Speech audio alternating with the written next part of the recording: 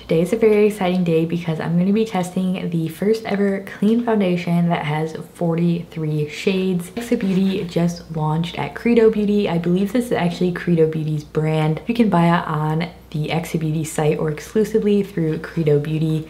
I have both the foundation and the primer here that I'm going to be demoing, doing a wear test and review to let you guys know if this is going to be worth it or not. So let's go ahead and get into today's video. Before we get started, if you guys aren't already subscribed, I would love to have you, and don't forget to give this video a thumbs up if you enjoy it or find it helpful at any point. But let's start talking about Exa Beauty. So let's start talking about the two products I have here. So let's start talking about these two products I have here from Exa Beauty. First, I have the Jumpstart Smoothing Primer, and then I also have the High Fidelity Semi-Satin Foundation. So this is Credo Beauty's brand. I believe that they created it themselves. I will pop a little screen share right now to show you guys. First thing about this foundation that was really exciting is that it does come in 43 shades, which is the biggest shade range in clean beauty. Really great. I think they're setting a new standard for foundations. I think we all know clean beauty shade ranges are just mostly very bad. So this was much needed. I'm glad that they released a foundation with 43 shades. It's described as a buildable semi-satin foundation in 43 shades charged with anti-pollution actives. And it also says it's good for all skin types, including dry, mature, sensitive, blemish prone, combo, and normal. They do also have something on their site to help you find their shade, and I believe they have sample cards on their site. They do have their own site, by the way. It's also exclusive to Credo Beauty. And then when you do bundle the foundation with the primer, you get $13 off your order, which is what I did. I thought that was pretty cool if you're interested in grabbing both of them. So this is also vegan. It claims to be weightless. It said it could be sheer to full coverage for a luminous glow. It also claims to be very long wearing. It has aloe, some pollution protecting ingredients, as I mentioned before, and it's also cruelty-free, gluten-free, sensitive skin safe, and approved by dermatologists. So definitely a lot of claims for this foundation so far. They have shade descriptions, and the shade that I got of the foundation is 450, which is light with olive or golden undertones. I got that because my self-tan has an olive undertone to it, so I'm really glad that they also have olive undertones. That's something that's not very widely seen with a lot of clean foundations especially. So I'm glad that they not only expanded the shade range, but also the available undertones. I do really enjoy the packaging of both of these. I think they're really cute. It's also sustainable packaging. The box is made from post-consumer waste. The tray is made of compostable sugar cane. The bottle is made from recycled glass, cap made from recycled plastic. Here's what the primer looks like. It comes in this little container, and then it is a nice glass bottle. I like the coloring and everything. I think it's a very modern look for a foundation, and the primer retails for $34, and it claims to be a semi-matte primer charged with triple antioxidant blend to create a canvas of possibility for any skin tone. And it also claims to be for any skin type. So I'm just gonna go ahead and get started here with the primer. The first thing, I always do this. It looks like it's gonna screw off, but it's not. It is just a pump bottle. The shade of this primer is this light pinky color. It honestly just feels like a moisturizer to me. I did put this on the back of my hand.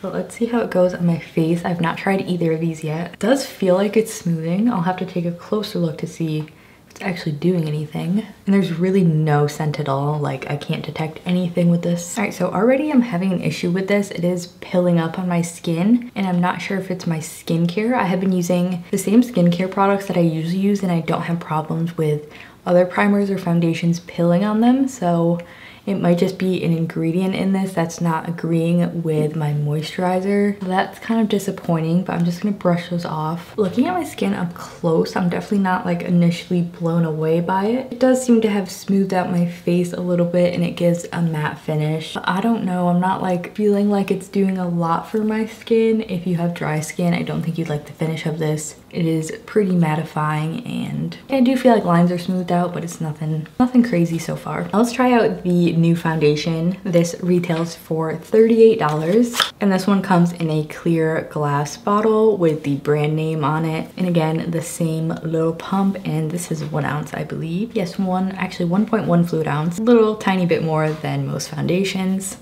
I'm gonna give this a good shake. So in terms of application, they don't really say anything specifically. It just says apply with clean fingertips or your favorite tool of choice. and repeat application until your desire of coverage is achieved. The shade might be a little bit dark because my tan is on its way out right now. The texture of this is very liquidy. It's not so runny that it's running down my hand. I would describe it as just your traditional foundation texture.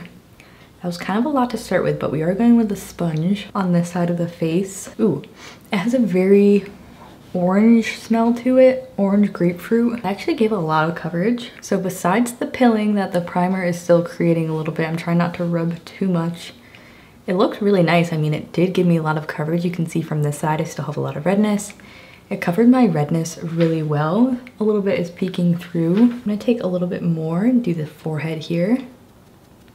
So here's half my face of the foundation. My first impression is it's very natural looking. Like, it really does not look like foundation at all on my skin.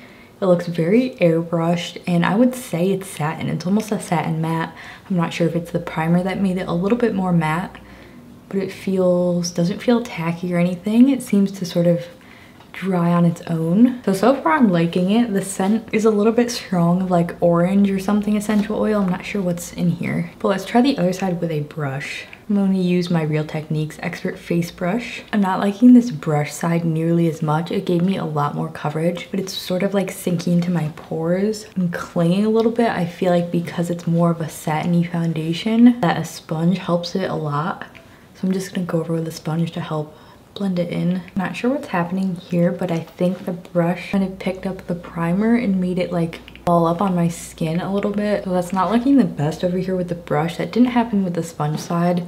So I am going to finish the rest of my face with the sponge. So I'm taking another layer of the foundation to build up the coverage. See if we could get it really full and flawless. Here's pretty much 3 layers of the foundation. It did build up to be really nice coverage, which so far is a great thing for me. I feel like a lot of clean foundations are lighter coverage and I prefer more full coverage. Looking a little bit cakey around my chin with the texture that I have, but overall it looks really fresh. I'm definitely getting more of a satin finish from it now. It looks like skin. It built well upon itself. I would say to wear quickly. It seems to dry a little bit fast, but you still do have enough time to work with it. And I would also definitely recommend a sponge. The brush did not work out for me.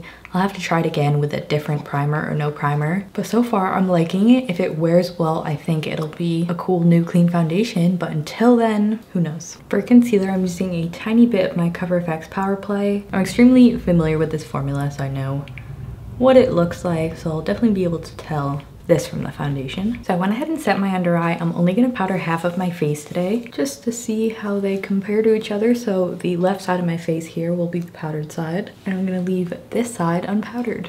The powdered side right now is looking really nice and airbrushed, and the unpowdered side just has more of a satin finish. I'm gonna go ahead and finish up the rest of my makeup, and then I will be back. We'll do our first check-in for our wear test. So here's our finished look and our first check-in.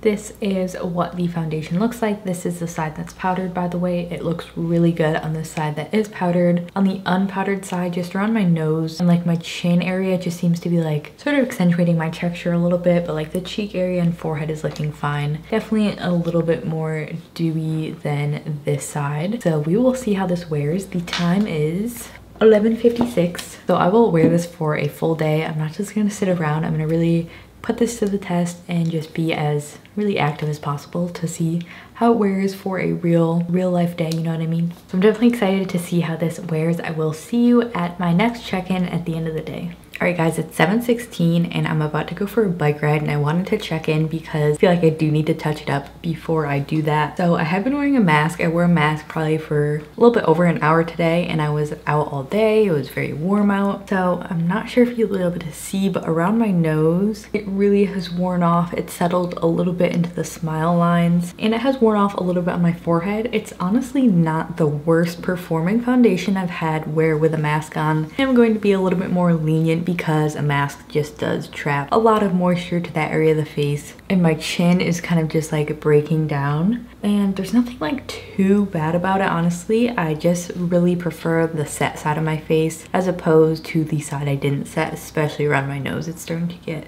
cakey over on that side. So here's the unset side getting oily. It's come off a little around my mouth.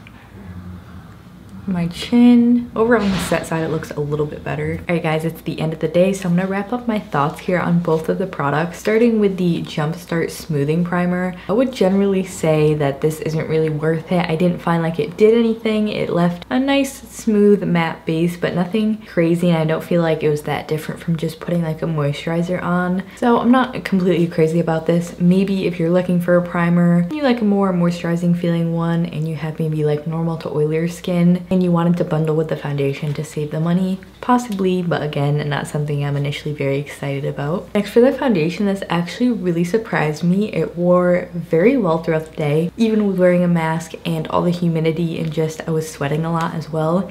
It wore just as good as my Bite Beauty foundation wears. I think honestly a little bit better than that one wears when I am wearing a mask and doing a lot throughout the day. I would definitely recommend to set the product if you have probably normal to oily skin. If you are very oily, this might just be a little bit too satin for you, or maybe just use a mattifying primer. I would say this is probably the best for that normal to combo, maybe not super oily or super dry type of skin. I do feel like it clings a little bit to dryness, but the thing with dryness is if it's there, it's kind of going to be visible. But again, it does have that nice sort of dewiness to it, and if you didn't set it and have drier skin, you might enjoy it. It actually creased very minimally in my smile lines. It creased a little bit, but not nearly as bad as I've had with some other clean foundations. My only kind of complaint was I did feel like it broke up. I did use about 3 layers of the foundation, so I'm gonna have to continue to play with this, try to use thinner layers and just see what types of application works best for this. But initially, I am just so excited about this because it performed super well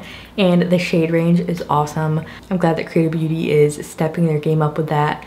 So I would honestly really recommend this. I know I've only tried it one time. I'll continue to use this in future videos, but the wear was really nice. I found it applied beautifully. It didn't really give me any problems beside the primer pilling with it. So I'm gonna use this tomorrow without the primer and see how I like it. But so far so good. I will have this linked in the description below if you guys wanted to check this new Exa foundation out. But yeah, that was about it for my thoughts on these new products. All right, that was it for today's video. Thank you guys so much for watching my review on Exa Beauty. Let me know in the comments below what you're thinking about these new launches, if you're gonna pick them up or not.